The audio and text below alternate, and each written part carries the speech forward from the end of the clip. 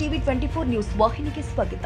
ಸಿರುಗುಪ್ಪ ನಗರದ ಜೆಎಂಎಫ್ಸಿ ನ್ಯಾಯಾಲಯದಲ್ಲಿ ಸ್ವಾತಂತ್ರ್ಯೋತ್ಸವದ ಸಂಭ್ರಮಾಚರಣೆ ನಿಮಿತ್ತವಾಗಿ ಪ್ರಭಾರಿ ನ್ಯಾಯಾಧೀಶರು ಆದ ಈರಪ್ಪ ಧವಳೇಶ್ವರ ಅವರು ಧ್ವಜಾರೋಹಣ ನೆರವೇರಿಸಿ ಆವರಣದಲ್ಲಿ ಏಕ್ ಪೇಡ್ ಕೆ ನಾಮ್ ಅಭಿಯಾನದ ಅಡಿ ನೆಡ್ಲಾದ ಸಸಿಗೆ ನೀರೆರೆದು ಕಾರ್ಯಕ್ರಮಕ್ಕೆ ಚಾಲನೆ ಕೊಟ್ಟಿದ್ದಾರೆ. ತಾಲೂಕು ಕಾನೂನು ಸೇವೆಗಳ ಸಮಿತಿ, ತಾಲೂಕು ವಕೀಲರ ಸಂಘ ಹಾಗೂ ಪ್ರಾದೇಶಿಕ ವಲಯ ಅರಣ್ಯ ಇಲಾಖೆಗಳ ಸಹಯೋಗದಲ್ಲಿ ಕೋರ್ಟ್ ಆವರಣದಲ್ಲಿ ಕಾರ್ಯಕ್ರಮವನ್ನು ಹಮ್ಮಿಕೊಳ್ಳಲಾಗಿತ್ತು.